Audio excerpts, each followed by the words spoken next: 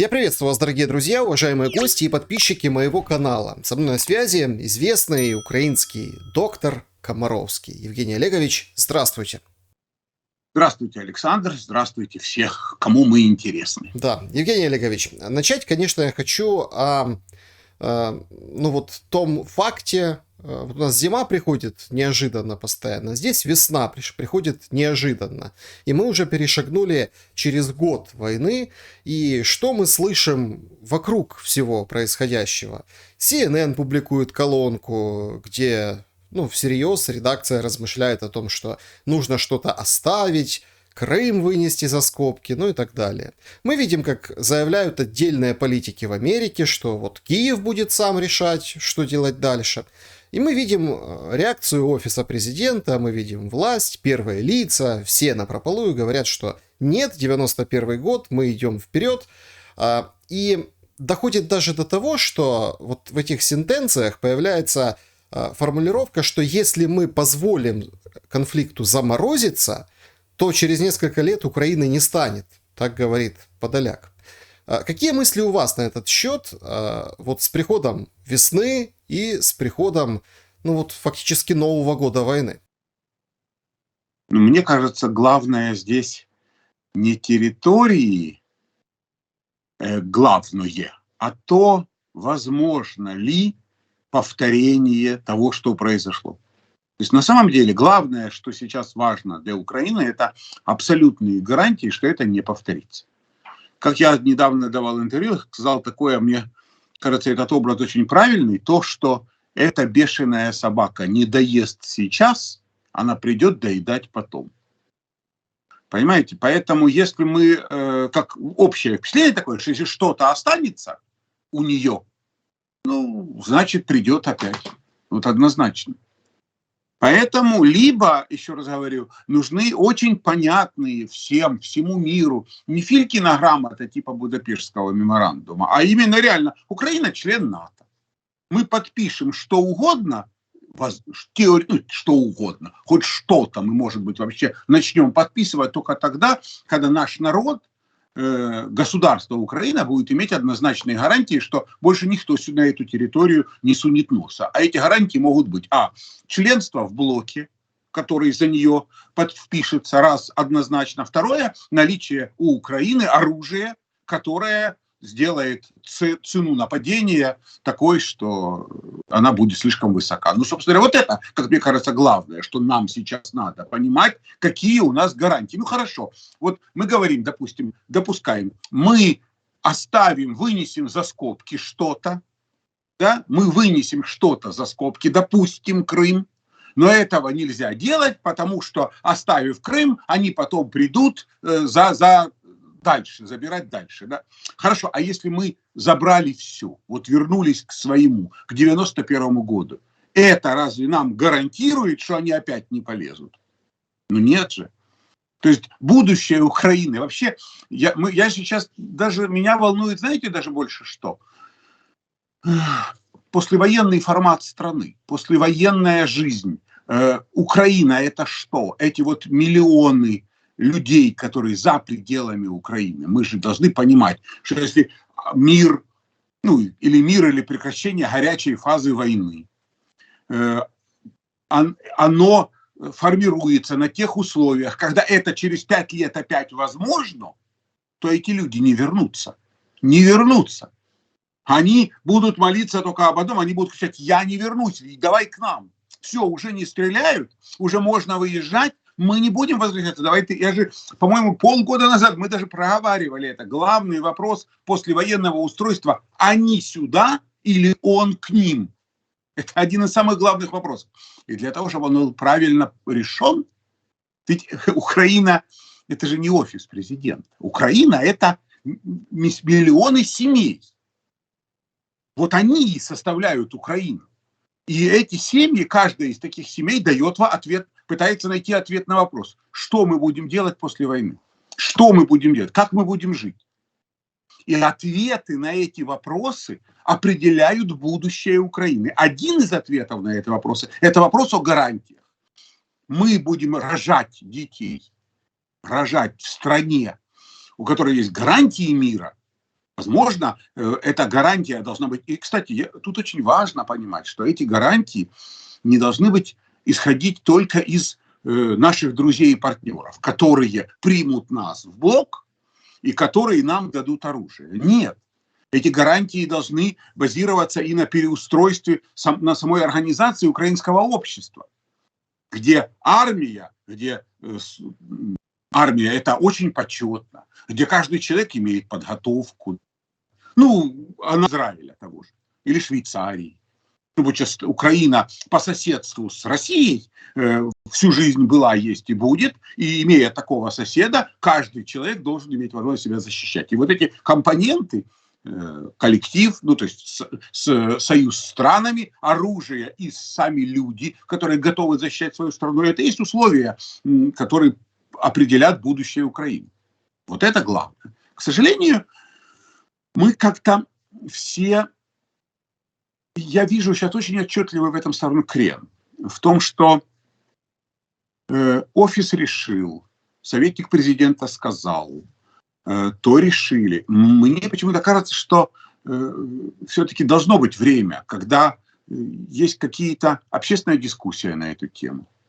Ну хотя бы можно дать, например, в приложении ДИА 10 советов, как не потерять семью, когда мужчина здесь, а жена второй год там.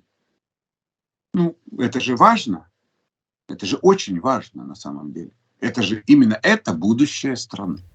Ну, вы же слышали, как тот же Подоляк, вышеупомянутый, отвечал, причем западным журналистам, на вопрос о разрешении выезда мужчин очень жестко, категорично, и как-то, ну, смешно после этого его бывшего коллегу Арестовича было видеть в Ватикане. Ну, у Арестовича там 3 детей, он может выезжать, ну, если так верить Википедии, хотя там кто-то взрослый из детей, ну, в общем, неважно. Очень категорично видим, как власть по этому поводу высказывается, потому что есть там право твое выехать, но есть же и обязанность тебя, мужчины, защищать страну. И вот эта вот общественная дискуссия, она вот несколько раз заходит на 2-й, 3-й, 4-й круг. А где вы видите, извините, Саша, я вас перебью, а где вы видите общественную дискуссию? Ну, имеется в виду претензии к власти, просьбы, вопросы. Нет, так это же не дискуссия, Саша. Дискуссия – это когда представители там гражданского общества, да, под эгидой там власти, ну, которые организуют это, да, собирают круглый стол, выслушивают предложения разных общественных организаций, да, или там общественных активистов. Это же важно, да? Мне кажется, после этого формируется какая-то действительно... То есть мы видим, что, оказывается, разговаривать можно не только с западными корреспондентами, а и с людьми внутри страны. Вопрос в том, что никто сейчас не поднимает эти вопросы. Не поднимают, потому что отдают себе отчет в том, что во главу угла становится именно оборона, именно защита, именно оружие или внешние контакты, направленные на помощь. Все для фронта, все для победы. Но когда все для фронта, все для победы, а в Украине разваливаются 1000 семей в неделю, просто прекращают свое существование по факту, хотя такой статистики нет. А ее можно было собрать, чтобы мы понимали цену. Цену. Ну, я еще раз говорю, вот я могу вам сказать, что в моем окружении выехало 3 мужчины. 3. Еще раз. 3. Все остальные здесь. Да, вот у моих сыновей не стоял вопроса выезжать. Ну, вот просто не стоял. Потому что им есть чем заниматься здесь, допустим. У меня вопрос не стоял. Хотя я имею право выезжать, я уже старенький. Но в принципе, у меня так вопрос не стоял тоже. Вопрос в том, что таких людей, у которых так вопрос не стоит, их большинство. Но мы не можем все равно ничего решить. Да? Ну, то есть мы и не решаем. Мы отдали все решения на откуп власти. Ну, что делать? Ох, какая... Я просто... Еще раз, у нас же... Поймите, я много лет живу в этой парадигме, что любое слово, сказанное против кого-то, воспринимается только одинаково. Кто-то дал ему денег, чтобы он... Ну, у нас иначе не бывает. Нет, В бывает результате, еще. Бывает, что ты еще рука Кремля. Ну, вот ну, так еще ну бывает. ладно, там какая там рука Кремля, ну, Кремля, там, совок, там, то все пятое, ну ладно, это уже вопрос. Но главное, что это надо найти кому. То есть у нас просто по определению не допускается ситуация, что человеку может быть больно за свою страну. Ну, просто элементарно, что когда что-то не так, ну, об этом, ну, опять-таки, ну, нельзя сейчас говорить. Сейчас у нас горячая фаза войны. Просто горячая фаза, она для того, чтобы наступил мир. А мир для чего? Для чего мир? Для того, чтобы была Украина с демократией, без коррупции, без воровства, без вранья, где общественно значимые решения принимаются после общественной дискуссии. Не после формального а мы так подумали, тут и решили. У нас собрался комитет Рады, где интеллектуальный потенциал нации, понимаете? И они принимают решения. И все. Очень классная такая перефокусировка, над которой мало кто задумывается. Ведь у нас война, она как бы вот делит на черное и белое. Ну, это такой природный процесс. Да. А вы перефокусировали совершенно в другое, ну, в другом направлении. И действительно, если задуматься, ведь есть их, возможно, гораздо больше, этих самых мужчин, которые там не на фронте, у кого-то бронь, кто-то там работает, помогает по-другому своей стране, которые не собираются уезжать и не уедут. На них не делают акцент. А делают акцент на тех, кто вот 100%, если откроем границы, все как повалят, и никого не будет. Вот это вот очень, очень примечательная история. Ну, мне кажется, что тех, кто не собирается никуда ехать, его этот запрет унижает. Ну вот, да. И то есть потенциально каждый мужчина страны воспринимается как предатель, который может уехать. А если он не хочет защищать эту страну, или не может, или не готов, так может быть, надо ли тогда? Надо ли тогда? Да, очень глубокие Может быть, вопросы. Я предлагал хотя бы рассмотреть вариант о том, что люди, которые не хотят защищать страну, они должны были просто лишены какой-то части общественного пирога. Еще раз. У нас есть огромное количество ресурсов. Земли, полей, рек, лесов, которые принадлежат государству. Государству. Понимаете? Вот государство может людям, которые уехали, ничего не дать. А тем, кто остались, дать. Только поставите условие. Ребята, вы хотите после войны получить беспроцентный кредит на жилье? Или там налоговые льготы? Возможность купить дом на берегу Днепра или участок земли на берегу Днепра. Вот вы хотите иметь, значит, вы должны быть 11 месяцев в году в Украине. Но месяц вы можете провести там, хотя бы раз там в 3 месяца на недельку смотаться к семье. Чтобы семью сохранить, это важно. Это очень важно.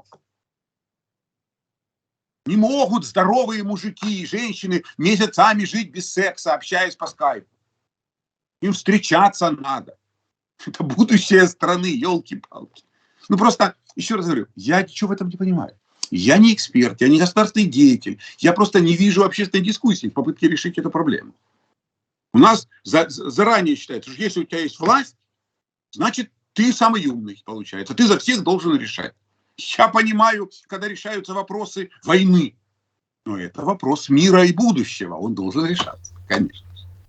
Евгений Олегович, я разверну эту тему в сторону новых сообщений. Сегодня вот сообщили, буквально перед нашей встречей, о том, что в Киеве поймали очередного врача. Пришли, фото, замыленное лицо, человек в белом халате, выписывал диагнозы неправдивые вот этим мужчинам, чтобы они не шли на фронт и могли уехать за границу. Стоит эта услуга, как сообщается в свежем сообщении, да, от 2 до 8 тысяч долларов. И вот непонятно, что делать с вот этим целым ворохом сообщений по этому поводу и как к ним относиться. Ведь как-то одной строкой пробежала новость в конце прошлой недели, например, да, что многие медработники не получили зарплату за январь, потому что Минфин, ну, служба здоровья, Министерство охраны здоровья и Минфин, вот они там паспорта вот эти не могут друг другу передать, соответственно, из-за бюрократических вот этих проволочек начала года, ну, вот сейчас есть какая-то вот такая задержка. С одной стороны, у многих задержки по зарплате, с другой стороны, вот такие кадры. Почему нельзя сопоставить эти моменты и, ну, какие-то взвешенные решения принять? Ведь я почему-то, я не знаю, и думаю, что и вы не знаете, но я предлагаю поговорить на эту тему. Вряд ли из этих там 2-8 тысяч долларов, которые там человек платит за липовый диагноз, врач кладет все себе в карман. Вне всякого сомнения. Во-первых, такие решения всегда имеют... на них должна быть печать, а печать может быть только у главного врача. Просто ни у кого другого печати нет. Вот. И, как правило, такие решения, юридически значимые медицинские диагнозы, как правило, ставятся комиссионно. То есть это несколько человек. Да, другой вопрос в том, что обычно, ну, когда к тебе заходит в кабинет коллега и говорит, тут у меня был пациент с маниакально-депрессивным психозом, ну, я вот его обследовал, подпиши ты справку, пожалуйста, мне надо там сейчас. Сегодня ты пришел к коллеге, завтра коллега придет к тебе. Ну, вот так это работает. Вне всякого... Вопрос в другом. Не бывает врача с зарплатой $500. И то, которую задерживают, и которая на полставки. Это же, поймите, каждый раз, когда я пытаюсь поднять этот вопрос и рассказать людям, что не бывает врачей с такими зарплатами, как у нас, то на меня обрушивается вал негодования о том, что я еще не видел несчастных врачей. Подойдите к больнице, посмотрите, на каких автомобилях приезжают врачи, и мне за бесплатно никто никогда не лечил. Так вот, вы же сами, общество все создало такие условия. Когда врач, вы ставите перед врачом задание выживать за ваш счет. Потому если вы здоровый, врач умрет с голоду, и врач может выжить и жить припеваючи только на болезнях, на операциях. Если не надо операции, он не получит денег. Если не надо лекарства, он не получит процент. Если вы сами, общество создало такие условия. Нигде в мире подобная справка невозможна. Потому что зарплата врача настолько высока, положение в обществе настолько тарно врача, что ему в голову не придет продаться ни за 2000, ни за 8, ни за 10, потому что продавший за эту сумму, он на всю жизнь потеряет возможность быть врачом. А у нас он будет врачом в тюремном госпитале. Ну и что? Ну что ему остается делать в такой ситуации? Ну, скорее всего, он и туда не пойдет, его возьмут на поруки. И так далее. Поэтому общество такая ситуация устраивает. Ну и ладно, что я могу сказать? Я много чего могу по этому поводу рассказать, но вы сами все это придумали. Я уже столько на эту тему написал программ, рассказов, объяснял, как вы рискуете жизнью, как вы приходите к врачу, и вам врач ставит диагноз и начинает задать вот такой список препаратов, и после которые не имеют никакого отношения ни к медицине, ни к науке и так далее. Если я вам рассказываю, как мой ближайший родственник после тяжелейшей контузии на фронте попадает в госпиталь, и ему лечат контузию головного мозга уколами магнезии и витамином В1, В6 через день в задницу. Это 21 век. Это госпиталь в областном центре. Ну и что дальше? Ну и что? Это кого-то интересует? Или мне скажут, что такого не бывает? Бывает. Но только в любой стране мира, когда медицинская комиссия возьмет в руки бумажку, где написано магнезия внутримышечно, В1, В6 через день внутримышечно, понимаете, человеку, который не может лежать, у него голова раскалывается, а теперь у него еще и жопа болит сильнее, чем голова, понимаете? Так он перестанет быть врачом после этой бумажки. Но у нас некому его заменить неким. Потому что на его зарплату вы нигде врачей не найдете. Так эта дискуссия не имеет к войне никакого отношения. Да. А эта дискуссия вообще другая совершенно. Ну и что дальше? Сейчас расскажут, что меня там что-то мафия не заплатила или так далее, и так далее. А дискуссия про марихуану. Кто мешает врачам выписать рецепт на марихуану? Расскажите мне просто.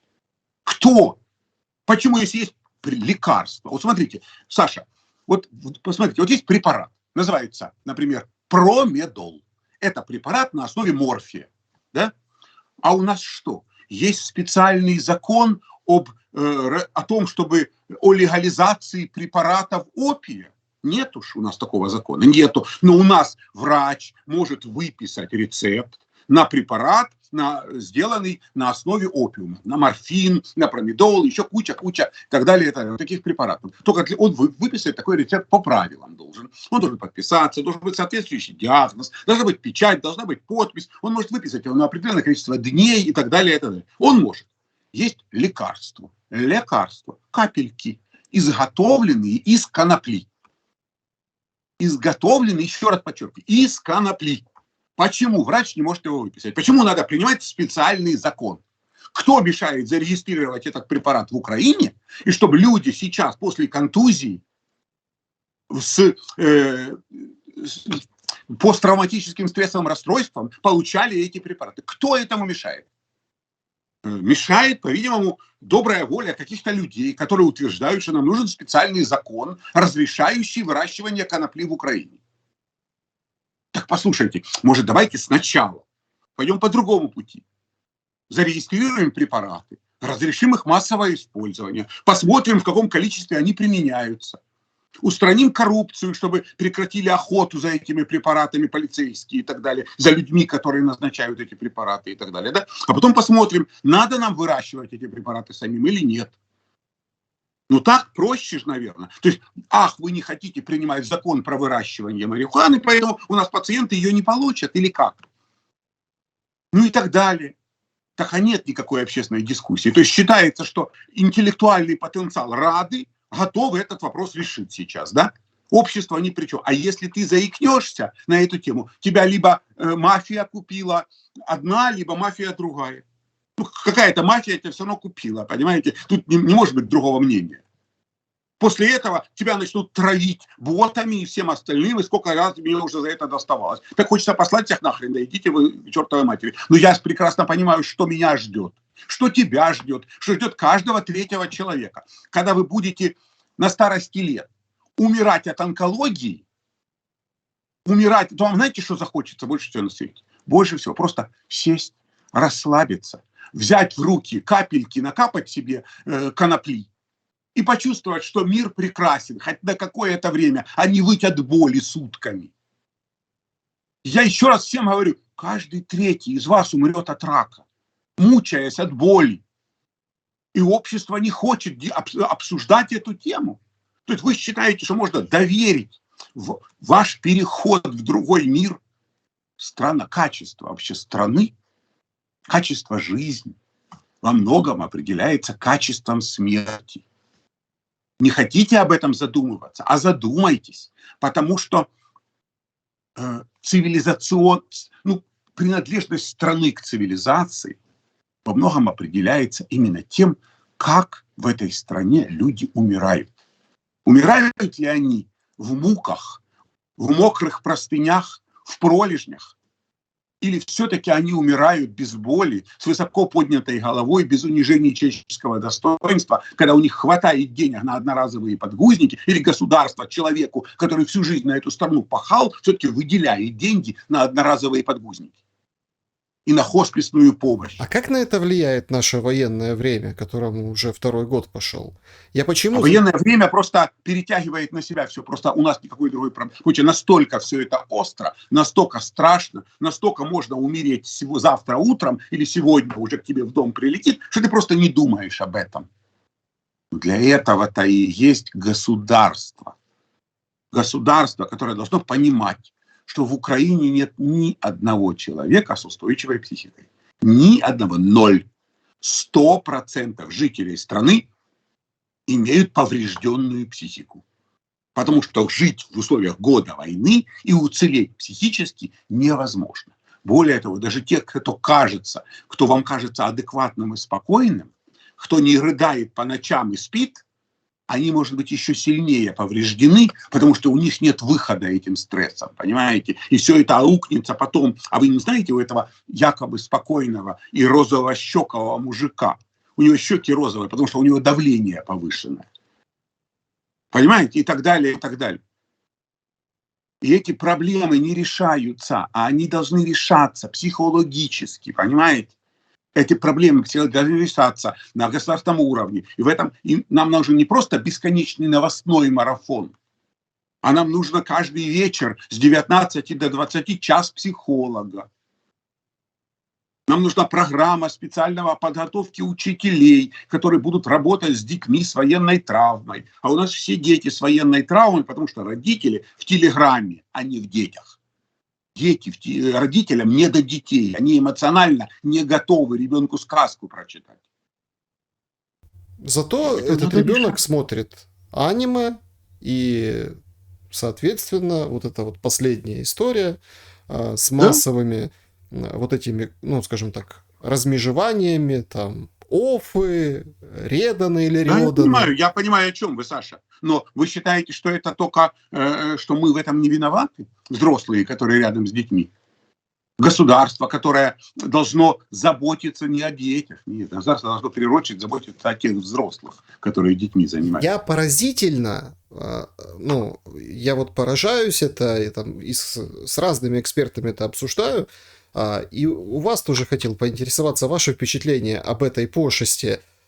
Понятно, одни отмахиваются, говорят, да это уже 100 раз было, да это все дети, гормоны, психология, там, принятие, там, свой-чужой, вот это все деление, ну это, мол, старая песня. Старо как мир, как говорится. Другие говорят, что, да ну послушайте, это вообще какая-то утка, это специально там какая-то программа детей, причем российских и украинских. Вот сначала в России буквально там сутки, двое, и в Украине пошла эта история.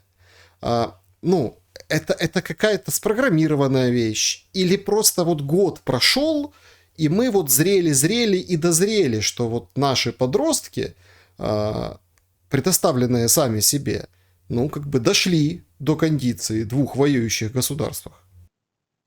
Послушайте, ну, я абсолютно согласен с тем фактом, что взрослые однозначно в этом виноваты.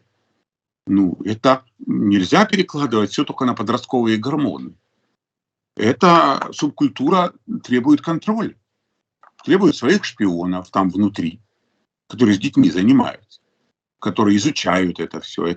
А кто для этого нужен? Для этого нужны молодые люди с педагогическим образованием, учителя. Вы много знаете мужиков, работающих учителями, молодых, здоровых мужиков, которые работают учителями с детьми. Вы знаете много? Ну, я когда учился в школе, у нас было на школу 2 учителя. 2. Физрук и трудовик. А когда к нам пришел учитель-историк, мужик, то это был главный учитель в школе. Понимаете? И так далее. Я вот интересуюсь у моих внуков. У них нет ни одного учителя мужчины. Я не знаю, по крайней мере. Нет, должны в это же, вы же обращаете внимание, что в этих же тусовках, там же в основном мальчики. Ну, мы хотя бы против сексизма, но он уже там есть, никуда же вы от этого не денетесь. А учителя в школе есть мужики? Почему в финской школе 50% мужики? Еще у них зарплата учителя позволяет кормить семью и чувствовать себя человеком. Сейчас мы опять возвращаемся к тому, с чего начали. Так главное, государство-то существует для чего? Государство для чего существует? Так вот, государство существует для того, чтобы те, кто рядом с детьми, те, кто обеспечивают будущее страны, они были самые богатые, самые обеспеченные, чтобы все люди мечтали быть не депутатом, не мэром, а учителем, врачом.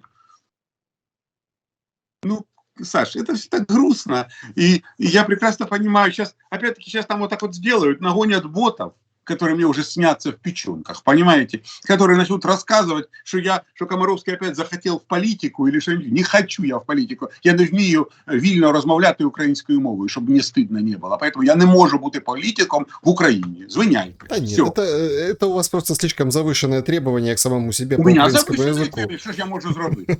Да? Нет, так мне почему-то кажется, что человек, который идет во власть, в политику, я так что-то думал всю свою жизнь, понимаете? 60 лет своей жизни я так думал, что люди, которые идут в политику, это люди, которые имеют юридическое, экономическое образование, социология, философия, науки. Они учатся, у них языки, они, умные, они честные. А оказывается, не так все. Извините, а я ж думал иначе. Я ж думал, что они самые умные. Евгений А Олегович, они умные, я знаю, на что они умные. да, еще одну историю, которую я хотел с вами обсудить, и это, ну, на политических каналах, на каких-то дискуссионных каналах этому вообще не уделяют времени. Вот вообще. Даже чуточку, пускай то малое количество, которое я предлагаю уделить в нашем с вами разговоре. Это какая-то пошесть. Сообщения за сообщениями. Понятно, что у нас вся там новостная лента, она там, в войне, кто чего сказал, какие где, скажем так, заявления, события, ситуация на фронте. Но я просто, ну, как бы я журналист по образованию, и я вижу, что много, вот прям много сообщений, подозрительно много, то там о каких-то опасных овощах, которые завезли, то о каких-то опасных продуктах, которые вот они, казалось бы, европейские, да, там то крупа какая-то страшная, вот они же из Европы прислали, значит, вот и продают сейчас здесь у нас, ну, европейское должно быть, по идее, хорошее, а там, оказывается, содержание одних веществ зашкаливает, превышает там сотни раз, и это нельзя есть. А у нас война, а всем не до того. А везут, что попало, и кормят этим, чем попало, людей. А, я вот здесь, конечно, ну, понятно, что становлюсь на развилку. С одной стороны, мне очень интересно, наверное, да, как блогеру, какие-то ваши возмущения по этому поводу, эмоции, чтобы каким-то... Но я предлагаю все-таки не по этой дорожке пойти. Людям что делать? Вот тем обычным людям, у которых там где-то урезана зарплата, где-то что-то, как-то, которые пытаются плюс-минус есть в Украине, живя, качественную еду. И вот эти, ну, поток новостей, он же нам говорит о том, что, ну, впереди, ну, совсем могут быть совершенно другие проблемы с нацией. Что думаете на этот счет? Так мне почему-то мне кажется, что если вы хотите есть качественную еду, то лозунг «Купуй украинское» вам в помощь. Потому что уж простите, пожалуйста, но почему надо покупать итальянские макароны? Чем вам наши не устраивают? Хотите? Пожалуйста.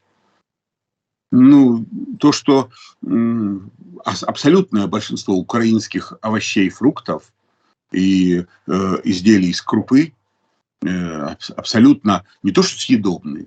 Ты в Украине помидор отличишь от любого в мире, другого по вкусу, потому что он пахнет помидором, понимаете? Ты когда приезжаешь из-за границы и начинаешь тут есть, ты понимаешь, что сравниться с украинской едой мало что может в принципе. Нам гордиться надо, а не вести с Европой, если что-то не хватает. Хотите качество, купуй свое. Выращивай, в конце концов, свое. На наших черноземах, что же не вырастить, если есть возможность такая.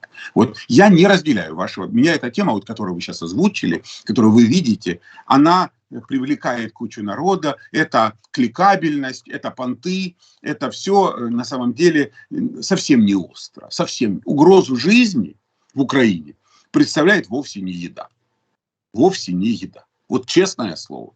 Это не актуальная проблема. Когда, простите, пожалуйста, какой-то продукт реально имеет угрозу человеческой жизни, то сразу же массово кто-то заболевает, и тогда начинается расследование, и все цепочки ведут к тому, это эпидемиологическое расследование, когда есть массовое отравление каким-то продуктом, тогда, как правило, понятен и продавец, и откуда попало, и тогда цепочка должна расследоваться. Но это так всю жизнь, так было построено всегда. Я не имею, ну, находясь, как бы, как мне кажется, достаточно такой, ну, так, на пике информационных потоков, связанных со здоровьем. Если где-то что-то подобное случается, мне сразу же пишут, сообщают, просят о чем-то и так далее. Я не вижу остроты этой проблемы. Эта проблема раздувается очень часто, потому что люди на заголовок «Он умер после гречки», придет куча народа узнать, что это за гречка такая, после которой он умер, понимаете? И так далее. Но после не значит от. Потому что каждый человек, который сегодня попал под трамвай, чем-то сегодня завтракал, понимаете? Он сегодня съел яичницу, а вечером попал под трамвай. Поэтому лозунг «попал под трамвай после яичницы». Все, он очень классно звучит, и надо понять, причем тут одно к другому. Поэтому взаимосвязь всегда надо доказывать и так далее, и так далее. Послушайте, меня бы намного больше, чем качество продуктов, волнует качество воздуха, которым мы дышим. Потому что количество детей с астмой, количество взрослых с аллергией, с полинозом, со всеми проблемами растет в геометрической прогрессии, понимаете? Потому что когда вам говорят, ребята, купите себе датчик СО2, чтобы вы понимали концентрацию углекислоты в воздухе, чтобы вы понимали, надышали вы или надо проветривать или не надо. Там сейчас вообще одна из самых, одна из самых актуальных проблем сейчас в мире после ковида, это вообще именно направление гигиены воздуха. Потому что люди в 21 веке до 90% времени проводят внутри помещений, потому что все самое интересное, например, для детей уже не на улице, а в доме, именно в доме, гаджеты, компьютеры, игры и все остальное, понимаете? То есть люди большую часть времени проводят именно под крышей, а системы вентиляции, системы очистки, обработки воздуха не претерпевали каких-то изменений последние 20-30 лет точно, понимаете? То есть мы по-прежнему об этом не задумываемся. И много ли из вас, планируя дом, приглашает эксперта по приточной вентиляции, по качеству воздуха, по увлажности воздуха, кто этим занимается? Очистители воздуха, насколько людям интересно. Вот эта тема важная. Поэтому, если ты начнешь ее поднять, сразу же приедут куча народа и расскажут, сколько тебе денег заплатили производители очистителей воздуха, сколько тебе дали за то, да сюда, 5-10. Ничего мне не дали, астма вам в помощь. Тогда поймете, как был прав Комаров. Да, интересно. Не только... Но об этом же не пишут. А потому что для того, чтобы понять, что это актуально, возьмите датчик СО2. Вот он выглядит вот так. Сейчас я вам покажу. Вот норма до 750. Здесь у меня 1224. Почему? Потому что для того, чтобы было тихо, я все закрыл и выключил вентиляцию. И вот мы с вами поговорили, Саша, вот уже надышал Комаровский один в комнате, понимаете, да?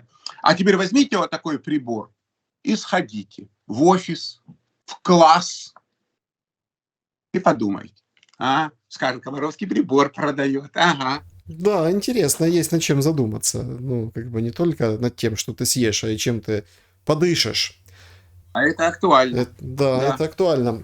Евгений Олегович, понятно, что не без политики, не без, скажем так, российской аудитории. Какая-то странная история. Вот это вот шатание, да, сегодня Путин подписывает указ о том, что запрещаются к употреблению иностранные слова, если есть русские аналоги. Мы на этой тропе уже давно, да. Тема не военная, но связанная с обществами, с отношениями людей. Что думаете? Неужели может, кто-то скажет Оруэлл, да, кто-то скажет, просто какой-то маразм, утопия какая-то. Но мы с каждым днем, причем по обе стороны окопов, приходим к какому-то безумию или нет? Язык – это не константа. Язык – это живое существо, которое эволюционирует, развивается. И люди сейчас говорят совсем не так, как 100 лет назад, и даже 20 лет назад. И школьник 21 века говорит не так, как школьник 20-го. Что тут плохого? Это эволюция человечества. Эволюция человека. В конце концов, появляется огромное количество новых изобретений.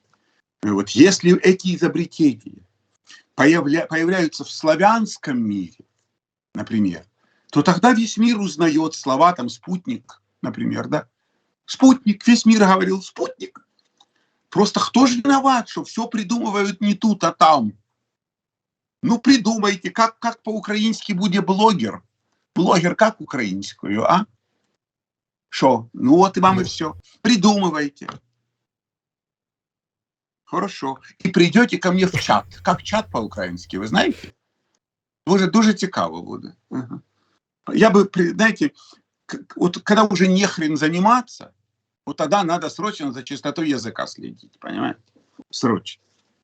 Причем и с той стороны, где это критиковалось, это стало поводом, одним из поводов для ведения войны с соседним государством. Вот что удивляет. Вот это очень неожиданная история. Я, например, могу вам сказать, что слушая русскоязычных людей в Украине и носителей языка в России, я все больше и больше перехожу к мысли о том, что носителями правильного, красивого русского языка являются все больше граждане Украины. Что у нас больше людей, которые могут разговаривать правильно и чисто по-русски. Поэтому, наверное, мы их скоро будем учить, как правильно разговаривать. Но матюкаются они круто. А мы умеем мат использовать в виде таких художественных образов, понимаете? Мы можем даже военный корабль так обматюкать, что это весь мир запомнит. Друзья, мы можем марки делать с матюками. Друзья, понимаете? Это никоим образом не призыв к комментариям с употреблением данных слов. Их очень там, как бы, рьяно чистит система. Это важно, поэтому ваши комментарии не удаляются, но система бдит. Мы уже неоднократно становились свидетелями того, что и даже без матерных выражений комментарии отправляются на проверку и там удаляются через определенное количество времени, поэтому давайте без языка вражды, матерного или не матерного, комментируйте, пожалуйста. На доктора Комаровского подпишитесь 100% и, конечно же, поставьте лайк этому выпуску. У меня еще один вопрос, и он, ваш. Весна, да? Но вот этот весенний-зимний, зимний-весенний, да, правильно говорить, период, ведь он не закончился. И здесь очень важно, какие-то рекомендации, когда, действительно, всегда это считалось такое самое опасное время. В каком плане? Вот только немного потеплело, только, казалось бы, календарь, весна, и есть еще больше рисков подхватить то или иное заболевание. Инфекционное, простудное, респираторное. Вы говорили об очень опасном гриппе, да, осенью. Весна какой будет, на что бы вы обратили внимание в первую очередь? Прежде всего, мы должны все понимать, что многочисленные страшилки про тяжкую весну уходят корнями в совсем недалекое прошлое человечества, когда главная задача была-то дожить до весны, знаете, как самая большая тьма перед рассветом, а самый большой голод перед первой травой, перед первой зеленью. Понятно? Поэтому самое главное для наших предков, которые там мерзли, голодали, было пережить зиму с запасом тех продуктов, которые есть. И поэтому кто не дотягивал до весны, вот это сейчас было время перед перед апрельским травой, это было время максимальной смерти от голода, от истощения, от дефицита витаминов, нормальной еды и так далее, и так далее. Где бедный человек мог взять мясо, например, да? Нигде. Он жил на запасах круп, на засохших грибах и так далее. А где ему железо взять, которое в мясе? Где ему его взять? Поэтому, естественно, что люди исторически к концу зимы истощались энергетически, витаминно и так далее. Это было время ужасных болезней. Сейчас такой проблемы нет, потому что в той же Украине нет проблемы с помидором и огурцом свежим и зимой. Понимаете? Это в Советском Союзе люди не знали, что такое мандаринка. Понимаете? Не знали. Их с Москвы привозили показать, какая она из себя.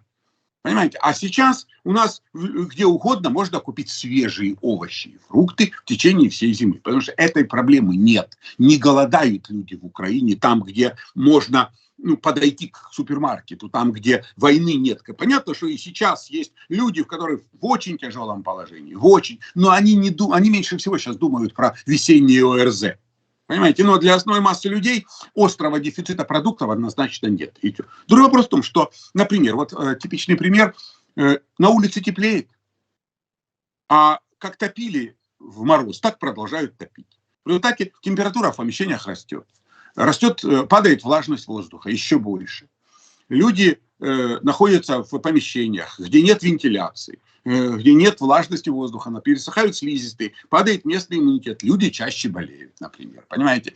Вопрос, особенность военного времени, люди идут к врачам, когда уже все, трындец, понимаете. Люди тянут до последнего. Гриппа было полно, но это же не в повестке дня. Понимаете, просто на фоне потерь военных все остальные потери кажутся такой ерундой, понимаете? Просто когда семья разрушается, потому что убивают папу, и семья прекращает свое существование, то эта проблема настолько острая, что разрушенная семья из-за того, что она там в Германии нашла себе другого, это уже как-то и не воспринимается. Что же мне горе? Вот горе. Я недавно, мы даже записывали программу на эту тему. На тему, знаете, которая очень волнует многих людей. Ну, как люди не отдают себе отчет, что люди у нас в Украине очень часто не могут позволить себе жаловаться. Ну, на фоне, посмотрите, там, по сравнению с ребятами, которые погибли или остались без рук, без ног, у которых уничтожено жилье, у которых потеря прямо на их глазах близких, так я еще и я уцелевший, мне грех жаловаться, мне грех обращаться к врачам, мне грех просить помощи и так далее. И вот эти люди, которые считают, что они целые, и им еще повезло, это то, что я называю синдром уцелевшего, понимаете, да? И эти люди, на самом деле, тоже очень тяжело пострадали. И им тоже надо о них заботиться. Это отдельные проблемы психологические. Поэтому, вот, например, сейчас это то, чем я занимаюсь почти все время.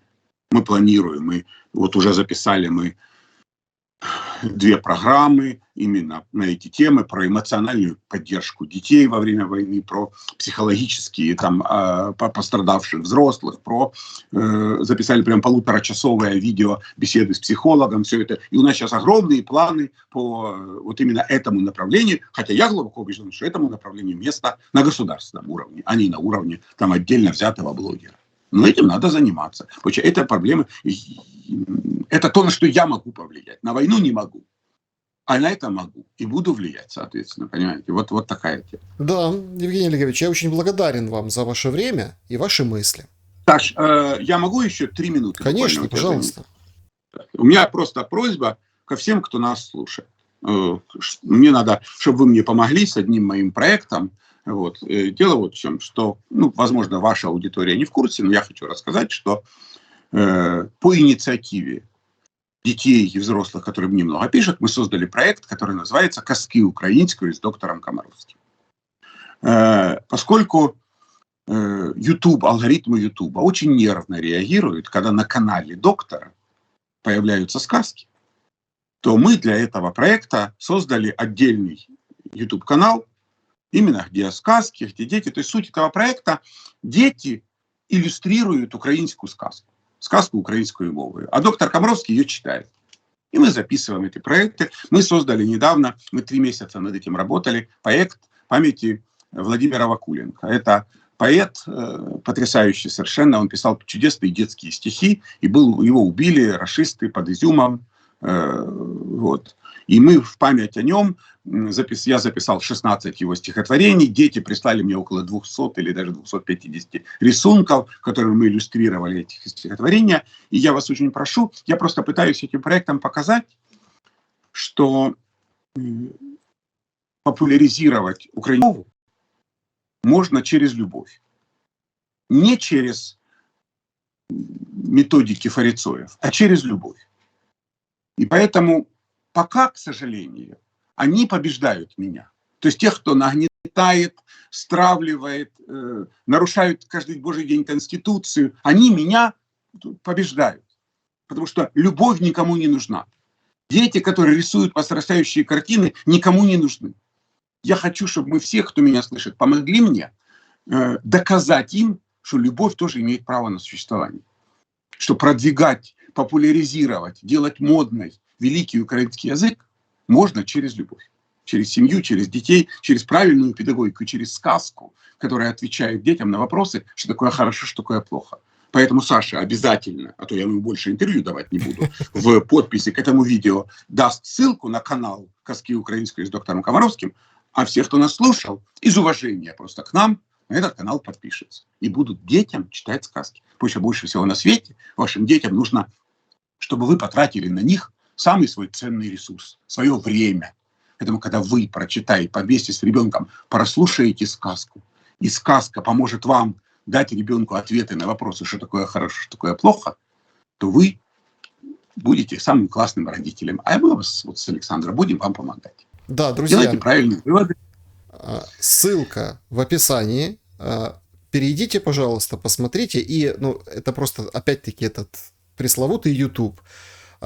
Посмотрите, послушайте. И не забывайте ставить лайки для того, чтобы вот эти сказки на украинском языке с любовью об Украине, об украинском, чтобы они вот попадались как можно большему количеству пользователей YouTube, чтобы это действительно, ну, я так понимаю, вот у доктора Комаровского было много таких, ну, отрезков времени, деятельности, он выбирал себе какой-то отрезок, какую-то миссию, да, донести до людей вот это, донести до людей вот это, не теряя сил и как бы ни клевали, как бы ни шельмили, что бы ни говорили, все равно вот планомерно. Вот сейчас доктор Комаровский занялся вот этим очень благородным делом.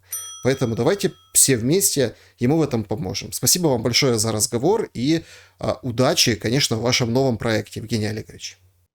Спасибо, Саша, спасибо всім. Ми обов'язково переможемо, тримаємося та єднаємося. Слава Україні! Да, героям слава, друзья, берегите себя, добра и света. Увидимся.